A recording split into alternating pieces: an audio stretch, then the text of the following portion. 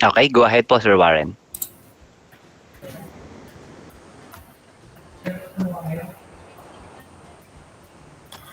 Okay, so medyo in-anticipate ko lang nung nasabi sa akin ni Sir Harris last Friday na may mga tanong daw tungkol sa grading system. In-anticipate ko yung mga possible na encounter ninyo. So yun yung nilagay kong slides, prepare kong slides for today. Pero later po baka hindi ko ma-address yung mga concerns ninyo. We can have a question and answer part. So siguro yung umpisan ko na lang po doon sa napapansin ko na common na issues sa grading. So actually yung pinakauna doon is yung performance task. Kasi po yung assignment, pag ginamit nyo yun to collect the students' outputs, it's meant for subjective or yung mga rubrics-based activities. So hindi siya katulad ng mga quiz activities na automatic na nagre-record na pwede nyo na lang i-download. Yung mga assignment, yun yung pinakamadaling gawin as far as the point of view of the digitizers are concerned, pero yun ang pinakamahirap i-check kasi nga po isa-isa. So in terms of checking, baka yun yung question ninyo, ipakita ko na lang kung paano. May na-encounter pala akong mga modules na yung assignment yung ginamit nilang activity pero objective yung question. Ang ginawa nila, nag-embed sila ng H5P.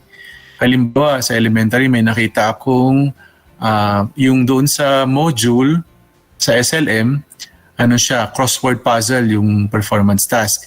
So ang ginawa nung developer, gumamit pa rin siya ng assignment activity tapos in-embed niya doon yung H5P.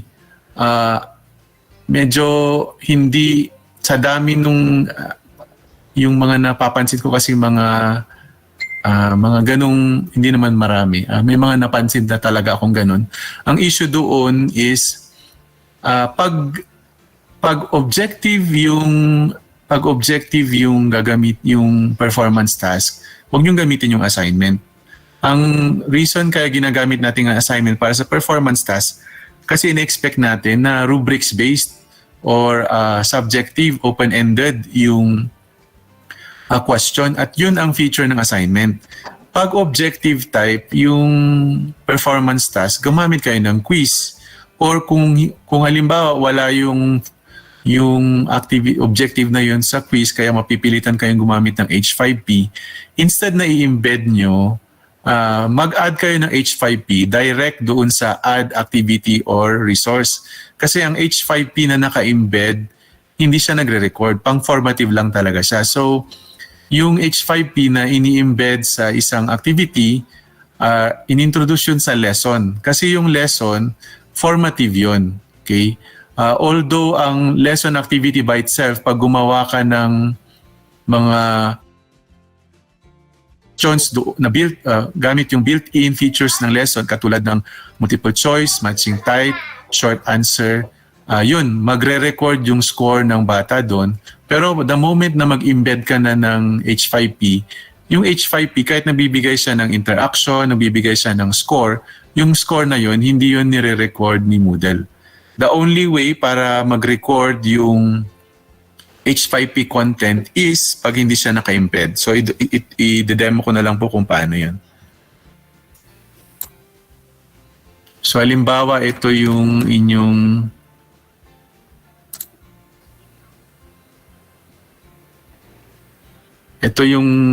sa course homepage. So, i-demo ko na lang po, Okay, halimbawa po, dito sa may add an activity or resource,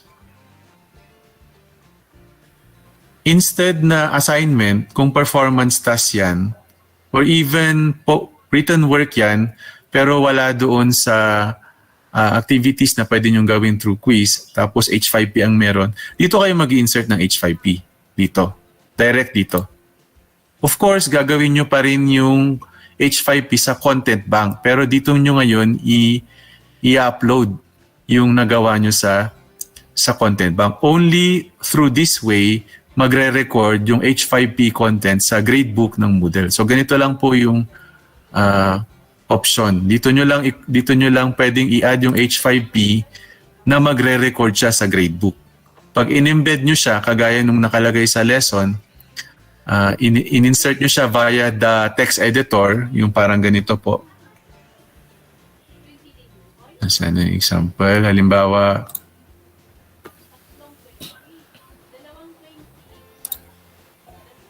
Halimbawa yung ini-insert nyo po gamit yung H5P button sa may text editor, embed po yan, hindi po magre-record yung H5P dyan. So yun po yung isa. So I don't know kung paano i-resolve yan ng mga subject teachers na nag-import ng module na ang performance task is ginawa yung assignment pero naka-embed doon yung H5P content kasi hindi magre-record yun. Ang suggestion ko sa mga subject teachers is siguro i-reconstruct na lang yung yung H5P content para hindi siya naka-embed. Para dito siya directly sa add an activity or resource ilagay. Yon. So parang link siya dyan. Instead na assignment, yung performance task, H5P yung performance task. Pag may ganun. Okay. Doon naman po sa question probably yung pag may mga questions halimbawa sa performance task, paano mag-grade ng performance task. Okay. Ang default natin dyan, iba-iba kasi yung total points sa performance task. I think earlier sinabi ko 50, pero yung iba hindi na nila pinalitan yung default na 100 kasi hindi naman talaga alam kung ilan ba talaga yung total score na inaalat ng isang para sa isang performance. Tas depende po yun sa mga teachers. So dapat yun, bago pinasagot sa estudyante, pinalitan nila yung total points. Halimbawa dito sa may edit settings, dito sa may grade, pinalitan nila yung maximum grade. Yung nakita ko yung iba, hindi napalitan 100 pero ang binigay nilang score 20, ganun lang. Kasi over 20 lang pala yung points noon. So, lalabas doon sa gradebook ng bata na 20 over 50 ang makukuha niya, which is not passing. So, kailangan palitan itong maximum grade doon sa highest possible score para doon sa performance task. Okay? Para naman doon sa scoring, paano ba ini-scorean ito? Okay? I-click nyo lang yung pag ganito, makikita nyo kung ilan yung nag-submit. Yun. Pag-click nyo yung view all submissions, okay, pwedeng may dalawa kayong option pag nag-grade ng assignment. Pwedeng while online, i-grade nyo siya. Nandito yung output. Walang example dito. So, nandito sa dito sa may right yung yung output ng bata. Yun, pwede nyo basahin within LMS or pwede nyo i-download yan. Paano i-download? Dito sa may grading action, choose, download all submissions. So ang gagawin yan, pag click nyo yung download all submissions, mag-create siya ng zip file containing folders. Tapos yung folder na yon nakapangalan sa estudyante. Parang ganito po.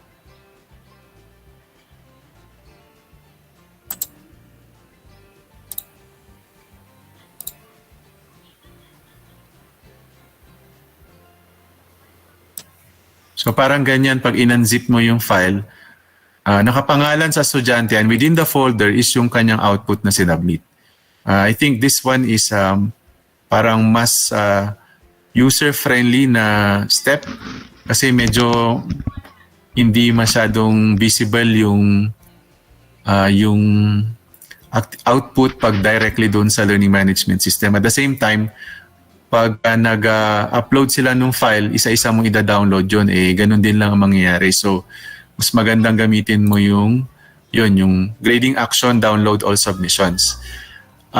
In terms of scoring naman, of course, yung score, pwede nyo ilagay muna sa paper. Tapos, ang idea kasi is, gusto nating nalalaman ng bata. For instant feedback na rin, gusto natin nalalaman ng bata kung ano yung score niya. So immediately, pagtapos mo ng score, i-record mo na yung score dito sa grade. Click mo yung grade. Tapos ilagay mo yung score niya dito. Lahat. Anyway, once na in-input mo dyan, pag dinownload mo, pag in-export mo yung quizzes, kasama na rin yung di-record mong score dyan. Ika-copy-paste mo na lang sa yung Excel-based class record. So, ganun yung pag-grade sa performance task. Okay?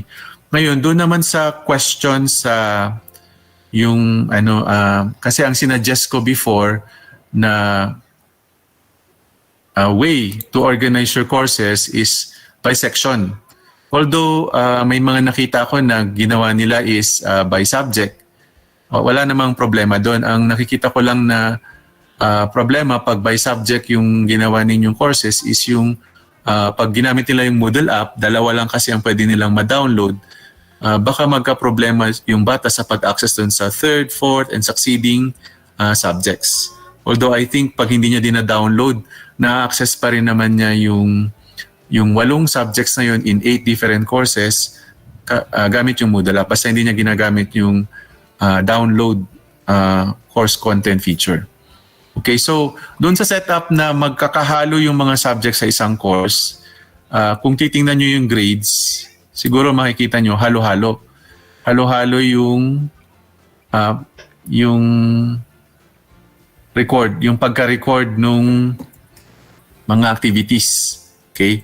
So, meron akong sinamang video doon sa orientation natin last time sa division, yung we call that grade categories. We create grade categories to group activities together. Hindi sila halo-halo sa grade book.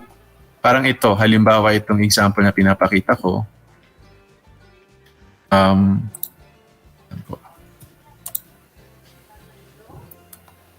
Ito, naka-group. Itong mga Filipino activities, nandun sila together sa Filipino. Kung hindi tayo gumawa ng grade categories, maghahalo-halo yan parang ganito. Halo-halo yung mga subjects.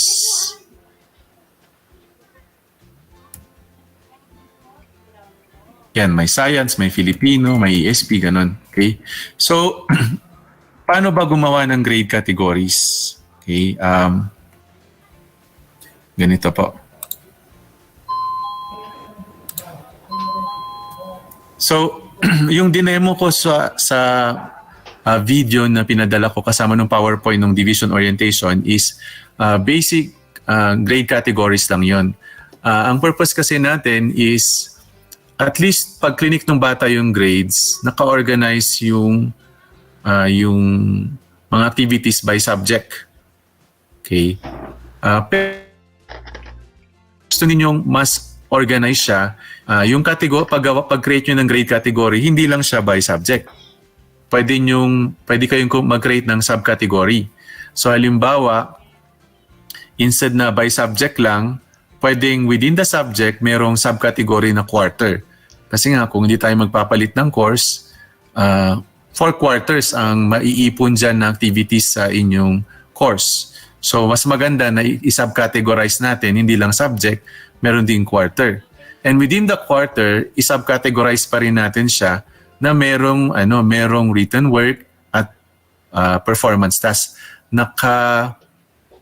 In short, naka-separate. So when we use the term grade categories sa LMS, grading system, it's a way for grouping the activities. And by default, pag pinagsama-sama mo sila sa isang grade category, gumagawa si Moodle ng total. Tinototal niya yung score sa lahat ng activity na yon. So, pag halimbawa ang grade category natin is subject lang, pagsasamahin niya yung totals ng written work, performance task, at pati yung lesson doon sa pan na yun. So, yung total does not reflect the grade of the student. Okay, anyway, ang purpose naman talaga natin doon sa grading is just to inform the student of his or her raw score, not actually his or her grade. Okay, pero I will teach you later if you are willing to go through some details para matutunan kung paano ipalabas yung actual grade doon sa grade book. Okay? So for now, depende sa inyong patience at sa inyong ability, pwedeng ang grade category nyo is subject lang. At least para lang pag dinownload ninyo, i-click nyo lang yung grouping ng subject para hindi nyo nada-download yung activities ng ibang subject. Okay? Pero for those who are willing to explore, then pwede kayong mag-create ng subcategories within the subject. Okay? So yun yung pwede kong ma-introduce sa inyo ngayon. So, ganito yung steps. Siguro mas maganda kung i-hands-on na lang natin. Ipakita ko na lang po instead na dinidiscuss ko na ganito. Okay, so paano ba mag-create ng grade categories? So, punta kayo sa grades. Sa ganyan. I-click nyo yung setup. Itong setup. Yun. Tapos, sa pinakababa yun. Nasa pinakababa yung grade categories. Dito yon sa add category. Okay?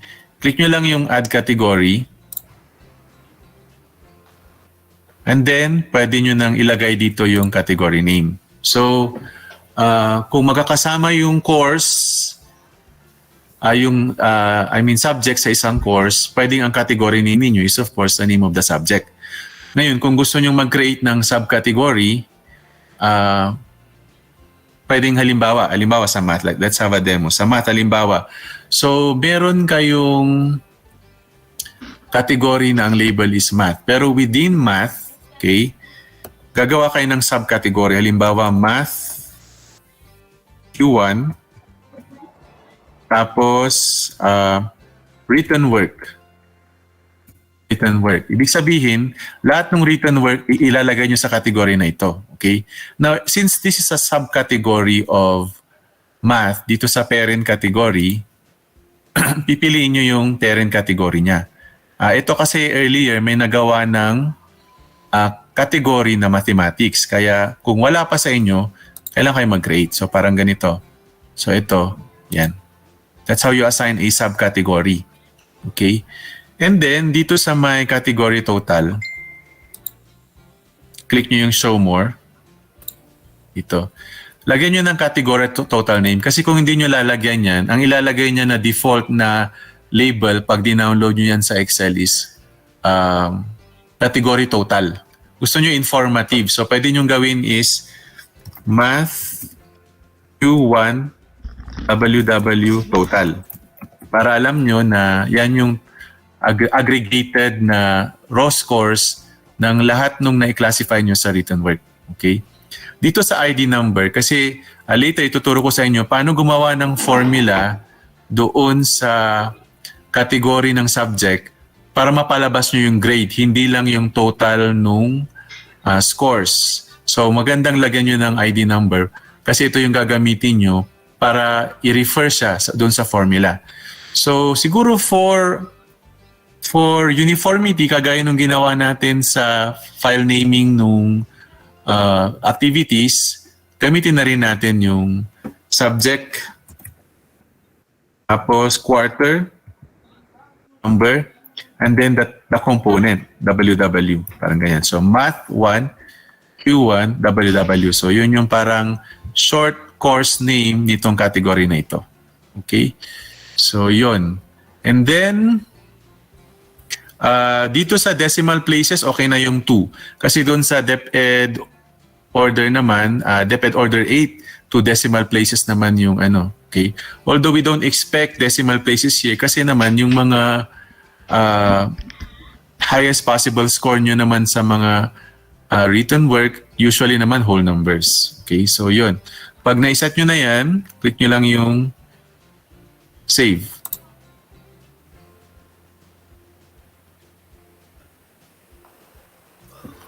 So, ganun. Click continue. Ganun. So, lahat ng grade categories, gawin nyo lang muna. So, halimbawa, gagawa pa ako ng subcategory para sa performance task. Math, Q1, PT. Naman yun. Okay? Tapos, dito sa category total, sa show more. Math. So, letters na lang para ano. Math, Q1, PT. Okay?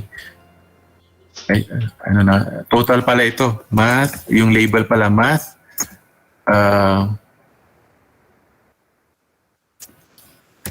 Quarter 1, PT, total. Yan. Okay.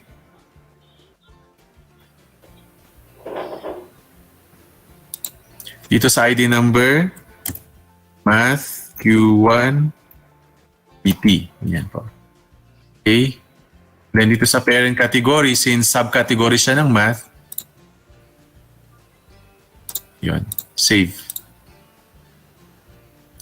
So ngayon, nagawa na natin yung categories or subcategories. The next thing we have to do is to assign the activities. May isa pa pala akong category sinasuggest dito. Pwede pang isang subcategory is yung formative. Kasi yung formative, yung lesson, nagre-record yun. Pero hindi siya kasama sa grading system. Kasi yung written work lang at saka yung performance task ang kasama sa grading system. So gusto natin i-group together para hindi sumasama sa total. Okay, kasi hindi kasama sa grading system. So let's say math Q1 formative. Okay. Show more. Math Q1 formative total. And then sa ID number, hindi natin kailangan yan sa formula, so kahit wala ng ID number. Okay. Parent category, lagay natin yan under the category of the subject. So meron tayong na-create dito sa pinapakita kong demo. Meron akong category by subject. Ang main category ko is by subject. Tapos nag-create ako ng subcategory under the subject. Tatlo yon, yung pang-formative, pang-written work, at saka pang-performance task. Tapos ang gagawin ko ngayon, i-group ko na. I-assign ko yung mga activities doon sa categories na kaki-create ko lang. So, there are two ways to assign activities into categories. One is, you go to the activity itself, parang ganito. Okay. And then, dito sa my edit, doon sa activity settings, doon sa my grade, sa grade category, ilagay mo yung category or subcategory kung saan. So, niset na natin na itong activity na ito, formative to ng Math Q1 ito. So, ilalagay ko rito. And then, isi-save ko.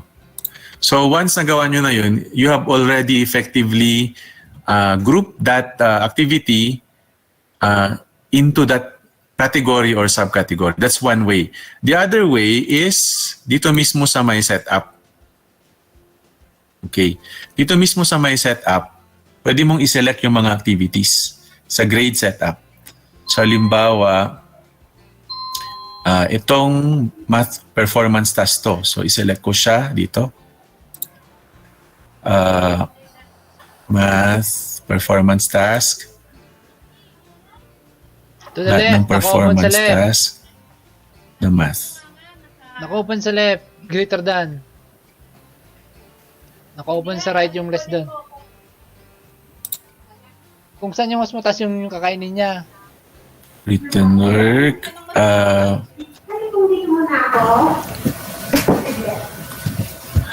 Okay, wait lang po. Hanapin ko yung mga performance tasks. Yan. So, yun na. And then, once na na-select mo na yung mga gusto mong i-group together, sa pinakababa, dito ka sa may Move Selected Items to, you click Choose, and then piliin mo na lang yung subcategory or category kung saan mo ilalagay yan. Okay? And then you click Save Changes.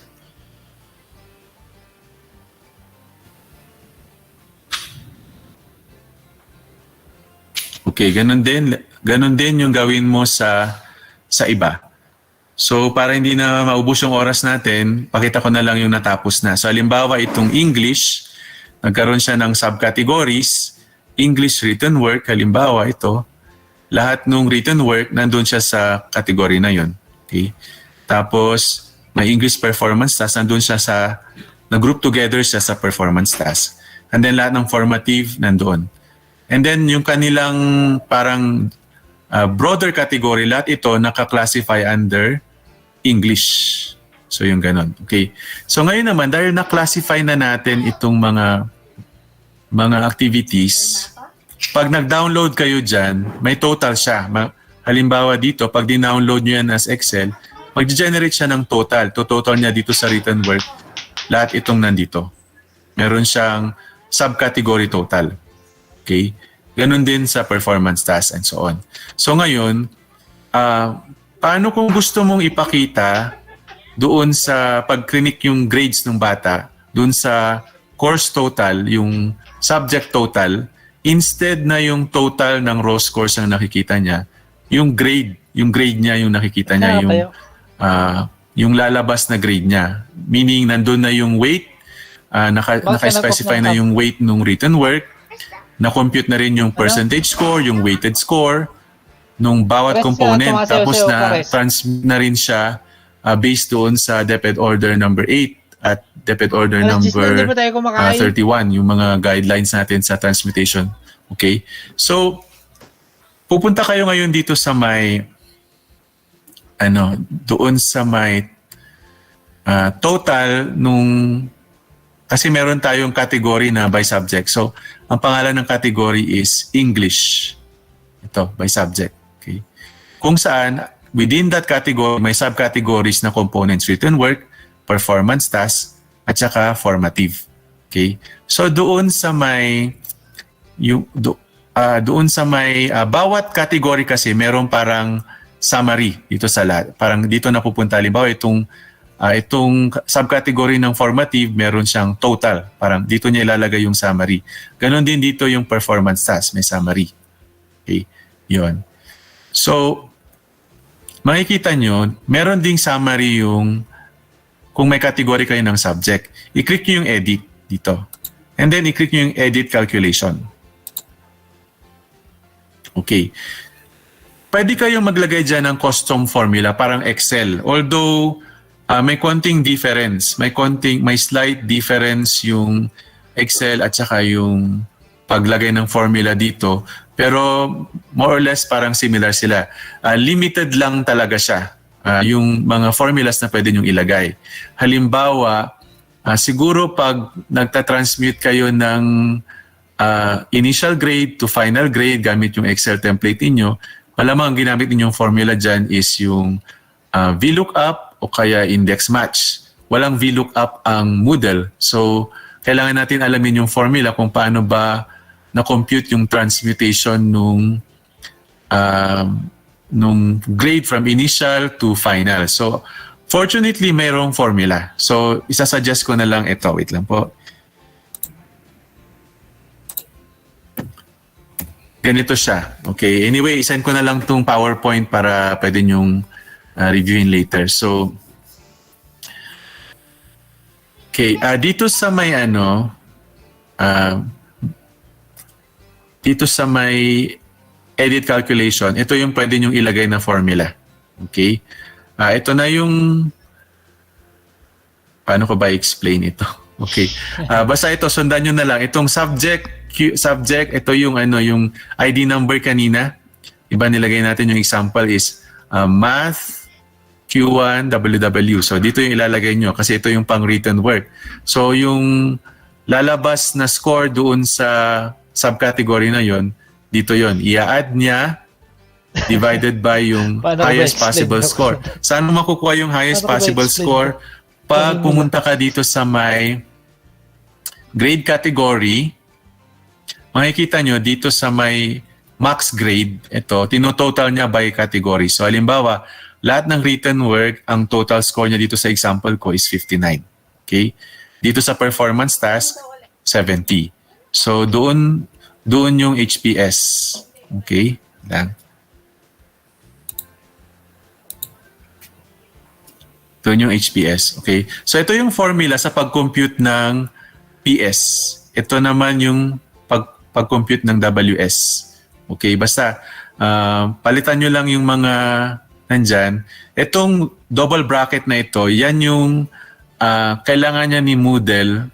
Para sa kanya, yung double bracket, it means you are referring to a variable. Parang sa Excel, yung subject to 1WW, parang yan yung address nung cell na nire-refer ninyo. Parang yan yung A1, ganon, yung name ng cell na nire-refer ninyo. Kay Moodle, kailangan yung i-enclose sa double bracket yung isang variable kung gusto nyong isama sa as a variable in a formula. Parang ganyan po yan. So, when you apply this formula, i-compute niya yung actual grade. Ilalagay niya yung weight. So, ang mangyayari is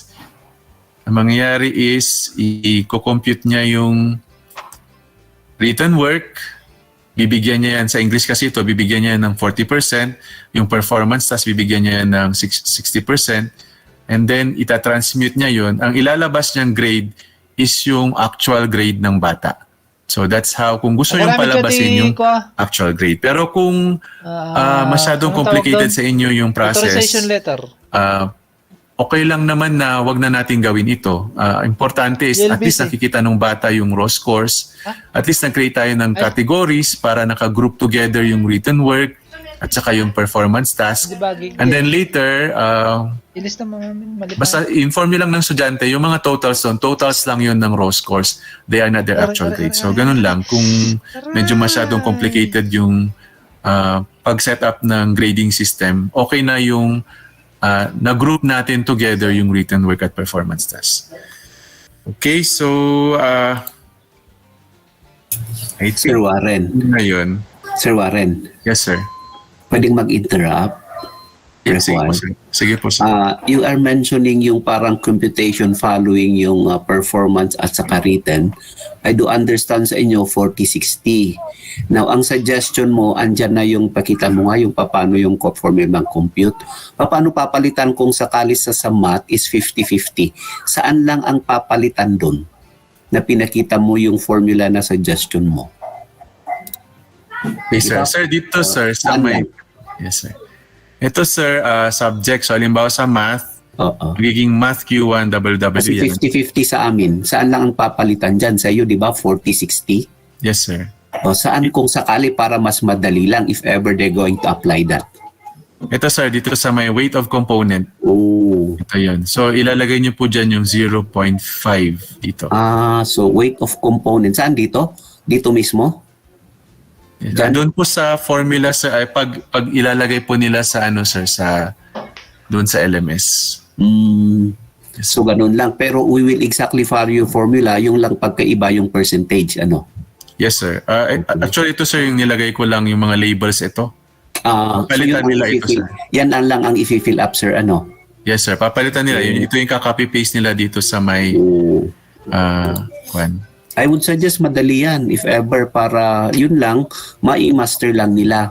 Oh, sir. Medyo, ang kailangan gumawa kasi nito yung mga subject teachers. Siyempre, baka hindi nila medyo mahirapan sila. So, basta i-master lang. Para madali naman, sir, ano, what for na nag-ELNS tayo and we should apply that. Thank you.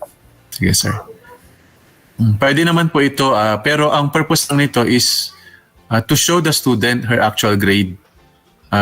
When she clicks the grades doon sa kanyang Moodle app o kaya sa website, makikita niya doon sa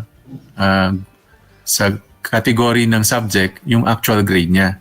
Pero kung hindi naman natin kayang gawin ito, pwede naman basta nakikita nila yung raw scores, meron naman tayong Excel template. So pwede pa rin naman natin gamitin. Ang madali pa rin naman yung work kasi ida-download natin yung na-compute na scores, and then ika-copy paste natin yung raw score sa ating template para doon na lang natin i-compute yung grade. Pwede namang yun yung alternative at saka yun yung nakasanayan ng karamihan. So, paano nga ba mag-export? Baka isa pa yung sa mga questions na itatanong ninyo. Okay. Pag mag-export, i-click nyo yung export. Ito, export dito. Tapos, ang default kasi nitong LMS is open document.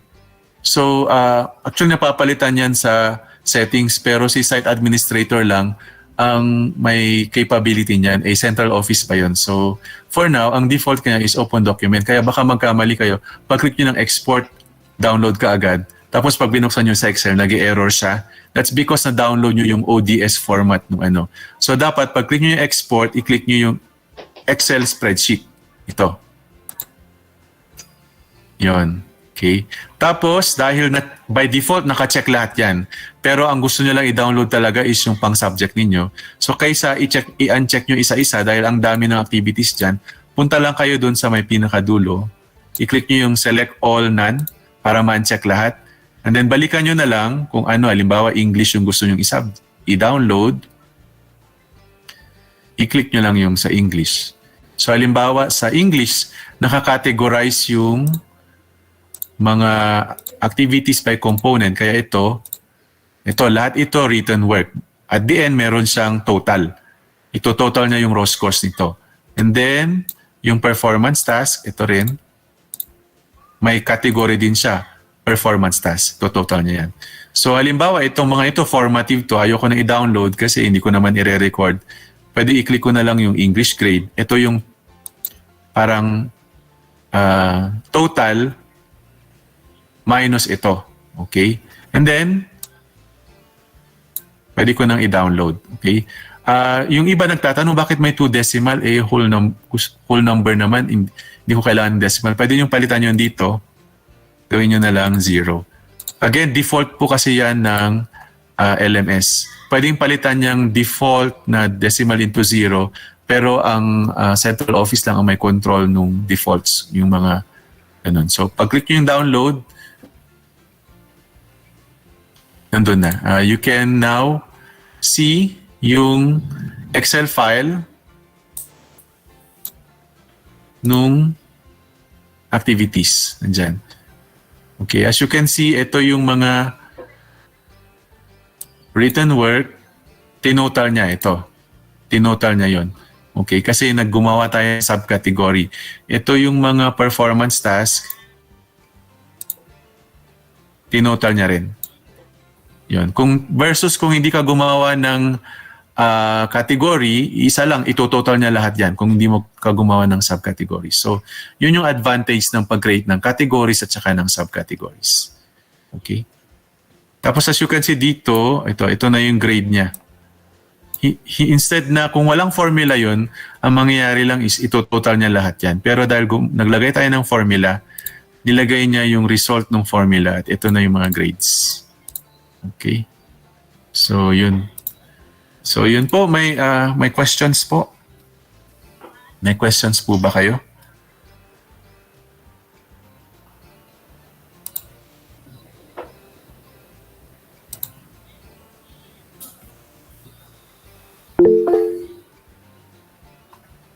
Yes, Ma'am Cindy, may tanong. Hi sir, thank you po sa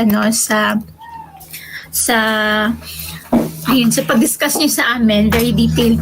Ask ko lang po, so since may mga nakapag-start na and may mga hindi nakagawa ng subcategories, pwede po nilang gawin yung second way na na-show nyo kanina, no? Pwede po ba yun? Yes. Kahit na nag-start na, kahit na nasagutan na ng bata, pwede nyo sila i-reclassify without affecting the score. Ito lang sa setup. Okay, thank you sir. Yun lang po. By the way, hindi ko na-mention kanina yung ano ba tong weights? Kasi baka naku-curious kayo, bakit may weights? Okay. Yung weights po is automatically kinukompute yan ni Moodle based sa maximum grade in proportion to yung total. So yung mga yan, by default hindi na natin yan ginagalaw kasi usually naman yung impact ng isang activity depende sa total score, sa highest possible score. Okay? Pero kung gusto natin halimbawa na hindi yan na-add, kasi halimbawa hindi naman siya kasama sa grading system. Halimbawa yung mga formative. Yung mga formative, over 100 siya.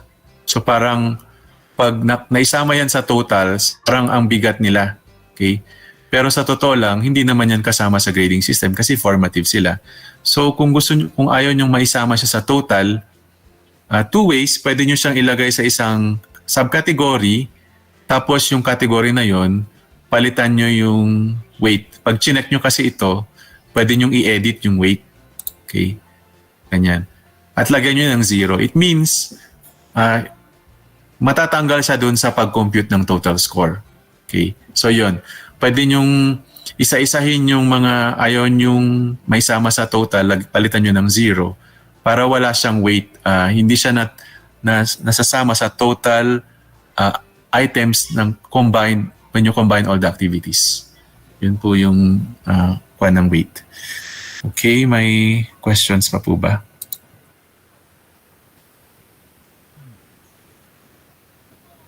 May tanong si Teacher Freud sa chat box. If ever di namin gamitin yung grading system through LMS but we'll just use the old school Excel, may madali po bang paraan to privately message our students enrolled in LMS to send them their grades? Siguro po pwede nyo gamitin yung yung message. Of course, you can always, kung old school din lang yung gagamitin nyo yung Excel, you can always use Messenger but not through group chats. You can send them their grades through private message. Yun yung isang But if you're going to use the LMS built-in features, nasaan ba yung messaging dito? Pwede nyong i-message yung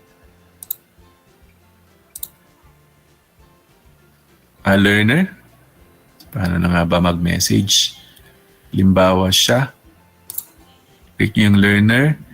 And then, nasaan na yung message? Ito, message.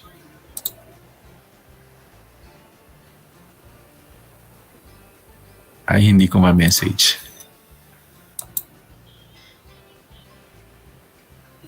Okay, parang hindi gumagan.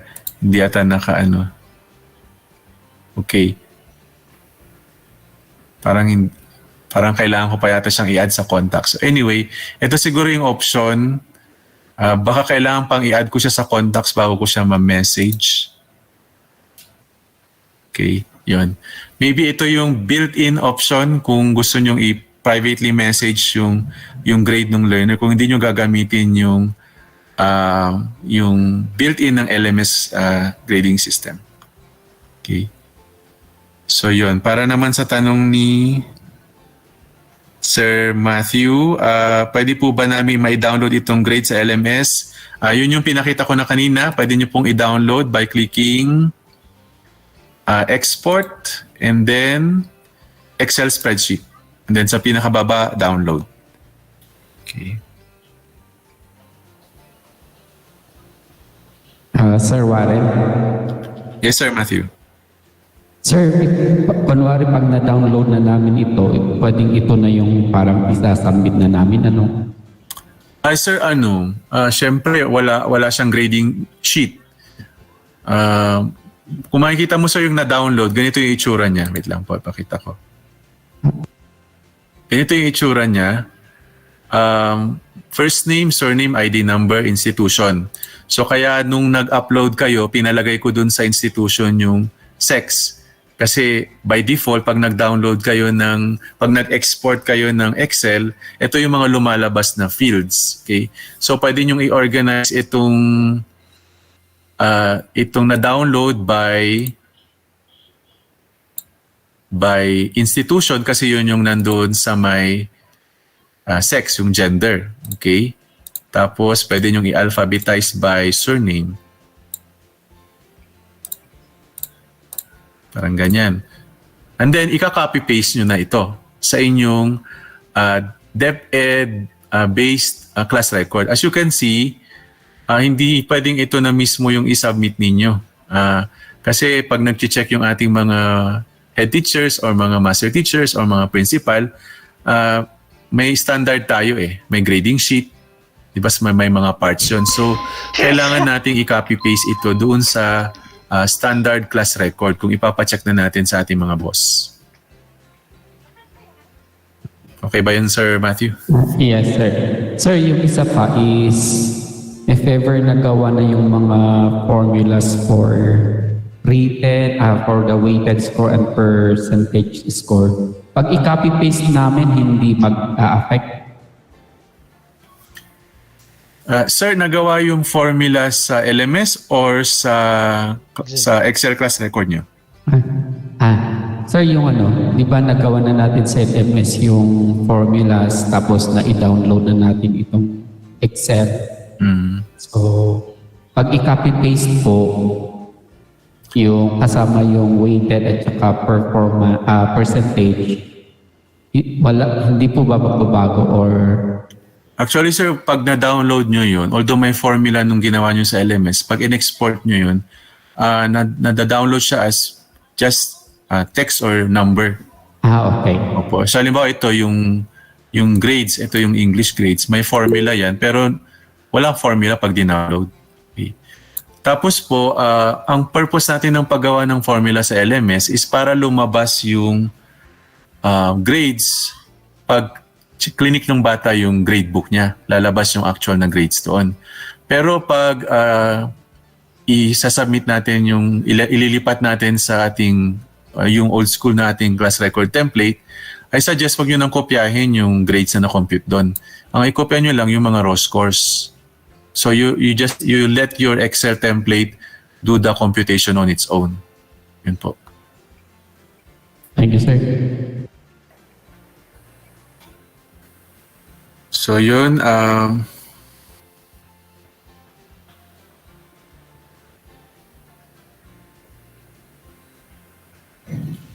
okay, may isang tanong dito sa chat box, yung may experience daw na sinagutan ng bata yung written activity pero walang score na na-download ng Excel file. Makikita sa gradebook. Siguro ang tanongin nyo po kay Ma'am Grace Manuel, check ng bata doon sa gradebook niya. Click niya yung grades doon sa kanyang Moodle app or sa website. Habang nakalagin siya, tingnan niya kung may score siya doon. Kasi kung wala siyang score siya doon, baka hindi niya na-click yung submit all and finish. Kaya hindi na record. So, in short, hindi lang yung issue sa downloading, hindi talaga na submit yung quiz kaya hindi pa nare-record ni Moodle. So, yun siguro i-check niya. Kasi kung lumalabas yan sa gradebook, I'm sure mada-download yan. Okay, yun po. Thank you, sir.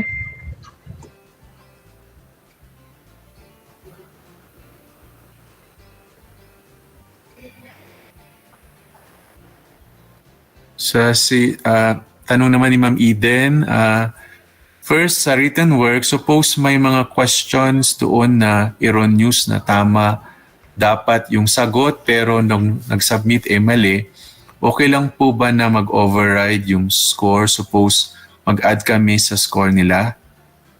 Okay, may two-way na pwedeng ganun yun. Pwede nyo i-override yung score, as in manually na papalitan nyo yung score. Or pwedeng i-revise nyo yung key answer, tapos magre-recalculate yung system. I-recalculate niya yun para yung mali initially magiging check siya. Yun yung isa. Okay? Sa second question, how about yung mga performance tasks na sinend nila via direct message? How can we input their score sa LMS? Actually, pwede nyo pa rin i-input kahit wala silang sinabit na output. Halimbawa dito sa example. Dito sa example ko. Halimbawa, dito may performance task.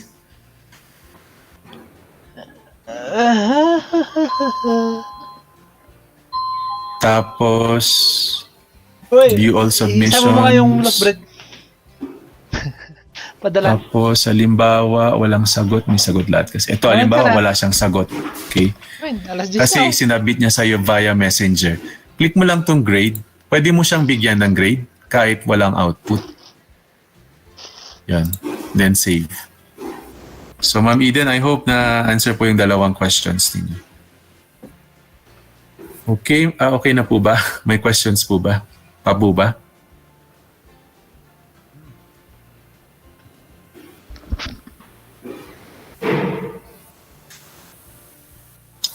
Okay, so yun po, siguro yung gawin ko na lang, i-upload ko itong PowerPoint for your reference lang. Then send ko na lang yung yung link para ngayon pa lang makuha nyo na. Po.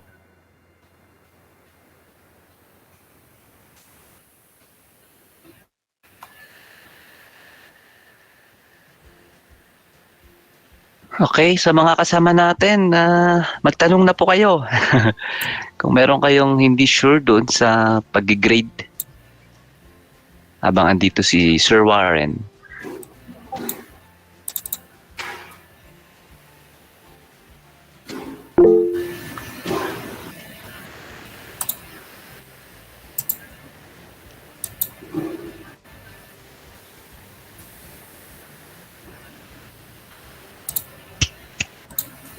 Okay, i-post ko po. So, i-post ko na lang sa chat box yung link para sa PowerPoint. Yan po. Paki-download na lang yung PowerPoint para dun sa mga interesadong maglagay ng formula sa total ng subject para ma-compute yung actual grade at yun yung magdi-display sa gradebook ng bata. Mahan ka na. Ay, sus. Takla kaya anak.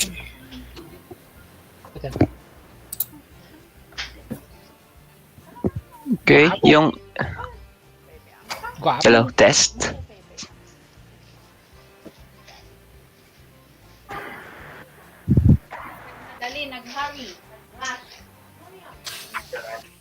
Morning.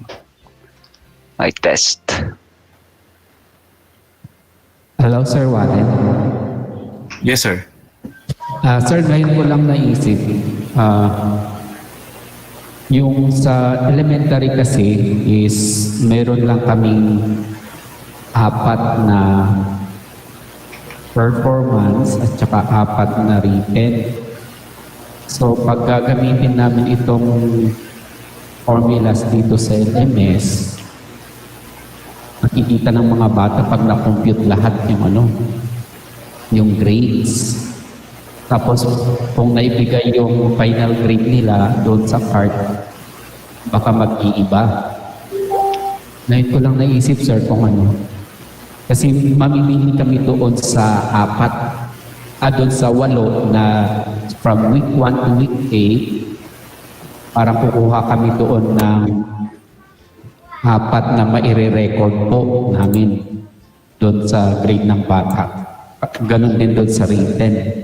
Pag gagawin namin itong formula dito sa LMS at lahat ma-compute from week 1 to 8, baka iba yung mag-appear doon sa LMS, sa Moodle, at saka iba yung may bibigay na grade sa card.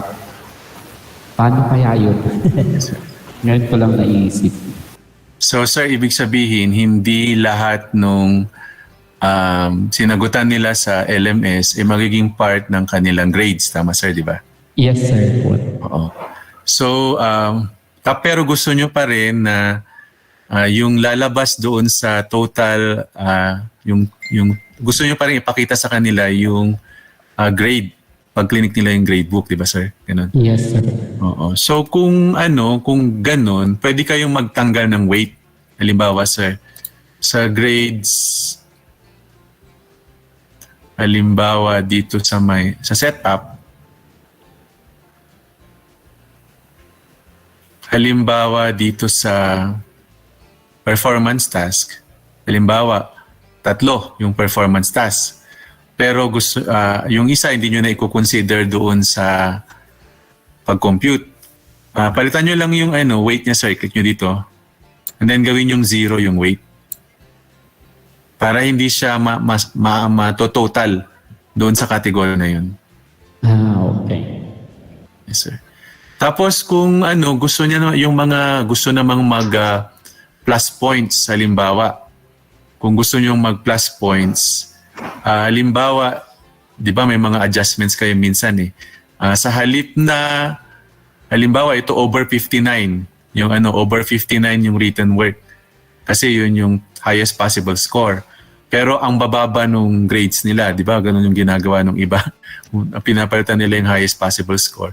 Doon sa formula nyo later, pwede nyong palitan. Kasi doon sa formula na pinakita ko, halimbawa dito,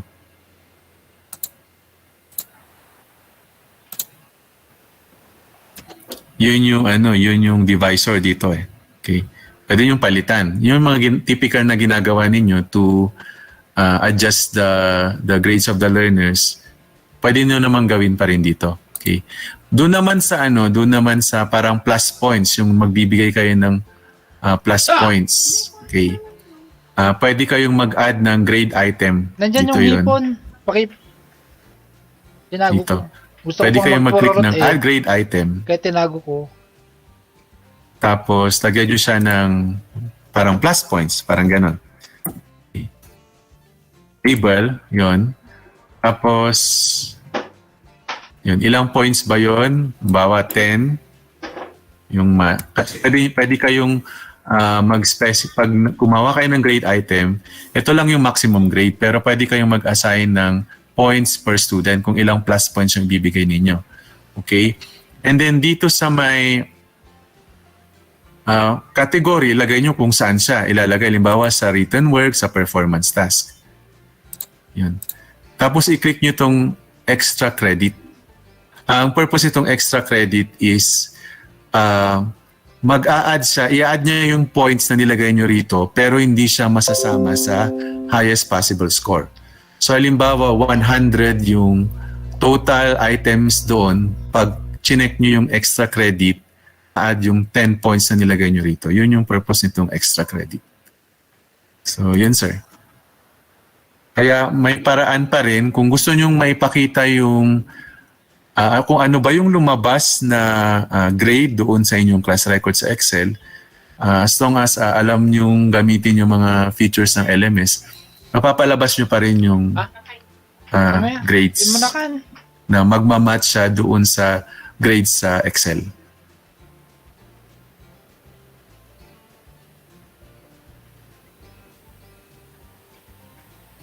Okay po, may tanong pa po ba? Para dun sa mga nag-aas ng recording, si Sir Harris na pong bahala doon. Mga participants natin sa YouTube, wala po ba kayong tanong?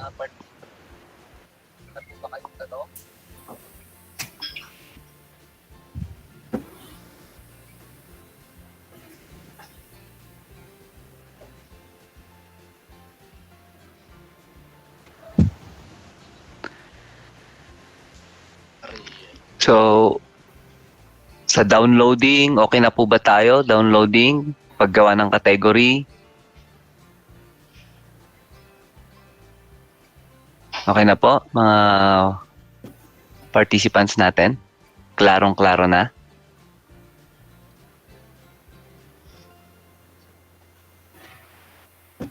Okay, countdown tayo. Pag wala, tatawag tayo ng volunteer natin na gustong magpakita ng kanyang naayos na, nakategorize na grading system, no? Okay, 10, 9, 8, 7, 6, 5, 4, 3, 2, 1. Okay, so okay, may humabol dito sa YouTube, Sir Warren. From Sir Jeremy Wantala. Ang sabi niya dito, good morning sir, paano po yung sample nyo? I-apat lang sa written tapos 4 sa performance task. Performance task. Anong kayang sample yun? Dun sa... sabi niya dito, 8 kasi yung naibigay na modules, sabi niya. So, sir, paano yung sample ninyo? 4 lang sa written tapos 4 sa performance task. Ano po ba talaga? 8 kasi yung naibigay na modules, sabi niya dito, sir.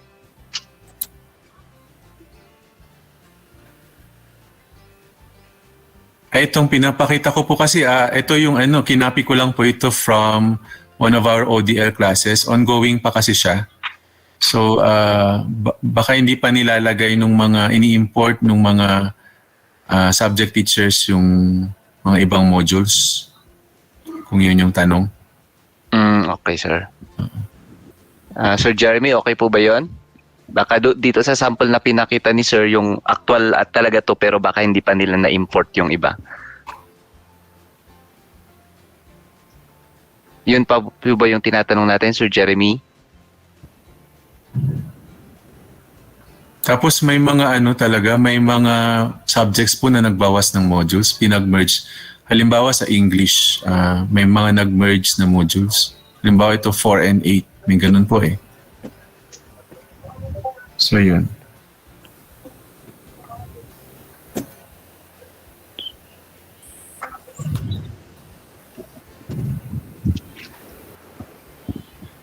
Okay. So, yes, sir. Yun po. Yun daw po.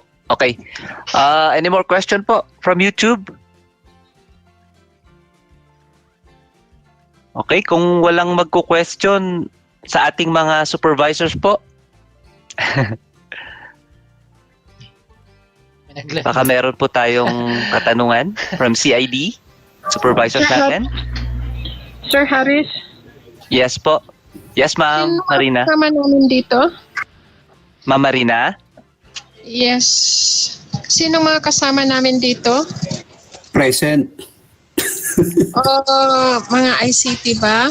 ICT coordinators, tapos linagay ko na lang doon po LMS focal ng schools. Hindi ko po kasi sure kung ano yung tawag nila o baka may nag-assign rin or nag-designate ng pang LMS aside from ICT coordinators po. Oo, Meron tayo dito rin 170 participants sa YouTube plus 100 dito sa Gmeet, so nasa 270 po tayo. Oo, para alam namin kung sino yung ka-coordinate namin if ever na tutulong kami sa mga teachers. Okay po. Noted, ma'am. Oo. Thank you. Thank you. Harris. Yes, sir. Harris. Madalang man sharing ko as well as observation. Yes, sir, Kiko. Gamin, it's true, yung baga ni Sir Warren, na sometimes siguro we are excited to present the grade. Be very careful, it was emphasizing niya. It's good no ti really compute yung katangato nung ay binaba. So we always remind you, it was emphasized by Sir Warren. It has to be checked first by your school head or sa high school kasi may head teacher sila before giving naman yung grade, because there are some instances siguro you're excited ipakita niya performance and yet you need to make some revision or adjustment. Please never give first grade if it's not checked by your school head or your head teacher. In-emphasize naman ni Sir Warren kanina. Baka tendency, because sabi natin because of technology, though they have the right to see first na na-check and properly na-compute yung grade. If there might be some adjustment or whatever they ask to do, yun muna ang ipapakita. Huwag agad-agad ipapakita yung tentative grade na na-compute nyo. Kasi yun tayo nagkakaproblema. There are some teachers who give immediately and finally they decided to make some adjustment. It's good kung nag-adjust ka, tumaas ang grade ng bata. Ano kung bumaba? Doon tayo nagkakaproblema and a lot of parents are complaining. So once again, fellow teachers, please be reminded. Technology nga tayo, they have the right to know their grade, but see to it final yun bago nyo ipapakita, okay? So yun lang kasi ang nakikita mi when we go to the field. And parents are complaining, but ganito yung grade ko, ganito, bakit may iba? So again, in-emphasize dyan ni Sir Warren. Thank you. Sir Warren? Go ahead, Sir Richard. Yes, sir. Jay Quagayam, matanong mo nga, ano, bago mo ilagay lahat yung performance, kailangang hintayin na iset lahat, kailangang hintayin na matapos yung lahat ng modules? Or first, then first grading, second grading, until fourth, or pag naset mo na, automatic na yun na nagko-compute na siya, sir? Sir, dahil yung pinakita kong formula is magki-create ka ng subcategory per subject, sir, di ba? Yung written work na subcategory tapos performance na sa subcategory. In short, lahat ng activities na inilagay mo dun sa subcategory na yun, ito total yun under written work. So kung hindi pa nasagot ng bata pero kasama siya dun, mag-adjust po yung grade. Kung nailagay mo na yung formula doon sa grade tapos hindi pa nasagot lahat, parang running grade yun. Ipapakita niya yung grade as of that time. Kasama yung mga hindi pa nasagot na mga modules kung classify mo na siya doon sa category na yun. Basta yung formula na pinakita ko kasi naka-group together yung written work, naka-group together yung performance task. So pag halimbawa na-import na yung 8 modules pero nasa module 4 pa lang,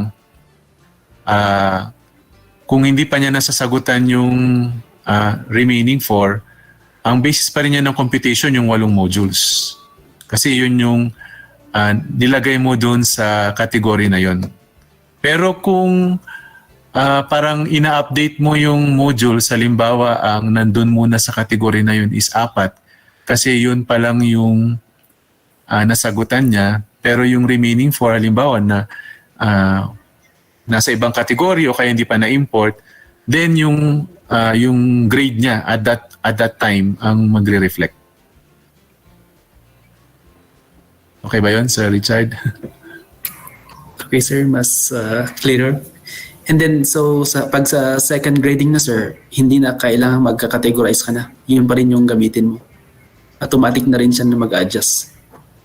Sir, kailangan mong kung gusto mo, kasi kailangan mong i-categorize siya by quarter. Kasi nga, yung pag-compute naman niya ng isang subject is yung written work, performance task ng quarter 1 na yun. So, pagdating ng second quarter, gagawa ka ulit ng categories para sa second quarter, sir. Parang halimbawa, math, quarter 2.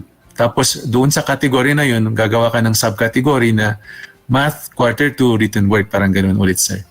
Kasi lalagay mo ulit yung formula para naman sa total, para naman sa grade sa quarter 2 sa subject na yun. Okay, sir. Clear, sir. Thank you.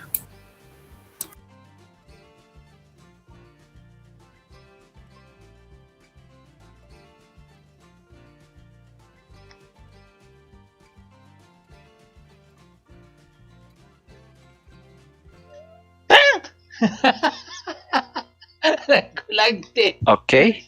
Any questions pa? Nagkulagti. Or okay na ba? Solve na tayo?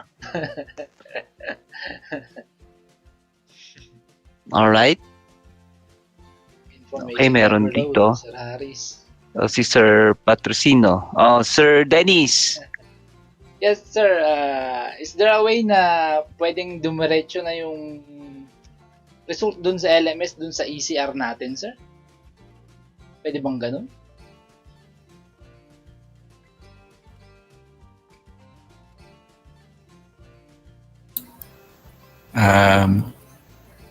Ewan, sir. Right now, walang built-in na ganun. Excel lang talaga, export to Excel. Yes, sir. Oo. Yung pinaka-shortcut na sana para pang mabilisan, sir? Wala, sir. Kung meron sigurong programmer dito na pwedeng gawin ganun. Right now, ang pinakamadali lang talaga is export as Excel, tapos ika-copy-paste mo yung raw scores doon sa ECR mo. Yun na yung The only way talaga, sir, For now, sir, unless may makaisip ng paraan para i-connect yun. Pero siguro matinding programming skills ang kailangan niya. Yes, sir. Okay, meron tayo dito sa chat, mga 3 question from Sir Patrocinio. Sir Warren, meron pong categories for different subjects of senior high school? Thank you po, like social sciences or humanities. Sir, yung category po kayo ang nag-create. So by default, lahat nung activities sa isang course ay isa lang yung category. Ang category na yun nakapangalan doon sa course. So kung ang ginawa nyo pong setup ng course is by section, yung pangalan ng section, yung pangalan ng category na yun. So mag-create po tayo ng category. So kung gusto natin, kung by subject po, pwede tayo Mix of subjects kay Tigargana. Okay, na-access yung DJEJ Division Repository, sir? When, sir, bali actually kuha gamin nag-enroll dito kuha dito Pilipino nagpatulong na alam adamat kanya key enrollment key uso nga na-access ko. Okay, sir. I-import mi dito ikot ko ngay mixture Tigargana. Sige, sir. Ipakuha man na lang. I-check ko GPMU, sir, i-access ko tayo, pakitak na lang GTWG tayo. Bakahan ko pa yung agpaiso nga na i-forward kinya the DJ. Sir, yan na gana. I-print screen ko, i-send ko man kanya yun, sir. Okay, sir. Sige. Thank you, sir. When.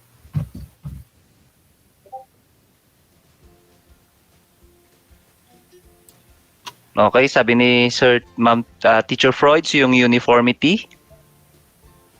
Okay.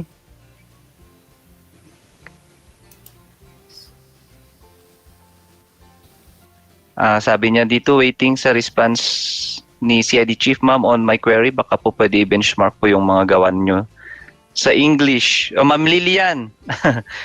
Or kayo na po. Baka andito ba si Sir Chief? Ay, si Ma'am Chief.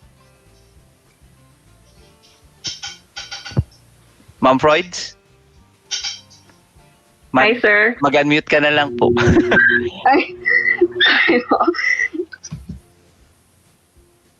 Sige ma'am, ano po ulit yun para masagot ni Ma'am Pagulungan or si Ma'am naman po si Ma'am Lilian. Baka mag-share na lang po siguro si Ma'am Lilian.